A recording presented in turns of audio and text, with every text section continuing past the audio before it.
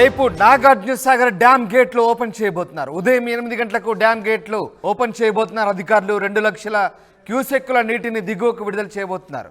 దిగువ ప్రాంతాలను అలర్ట్ చేశారు అధికారులు.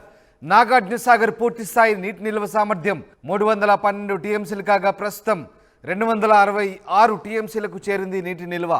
590 అడుగులకు గాను 573 అడుగులకు చేరింది నీరు. మీరు ఆ దృశ్యాలు చూడొచ్చు ఆర్టీవీ స్క్రీన్పై. నీటి మట్టం 573 అడుగులకు చేరింది. 590 అడుగులకు గాను 573 అడుగులకు నీరు చేరడంతో ఇక నాగార్జున సాగర్ గేట్లు ఎత్తివేసేందుకు అధికారులు నిర్ణయం తీసుకున్నట్టుగా తెలుస్తోంది. సాగర్ పూర్తి మట్టం 312 టీఎంసీలు కాగా ప్రస్తుతం 266 టీఎంసీలకు నీటి నిల్వ చేరింది. ఎగువన కురిసిన భారీ వర్షాలతో ఆల్మట్టి, నారాయణపూర్ జలాశయాలను వదిలివేయడంతో తెలంగాణలోకి ప్రవేశించాయి. జూరాల నుంచి శ్రీశైలం మీదుగా నాగార్జున సాగర్ చేరుకున్నాయి కృష్ణా జలాలు.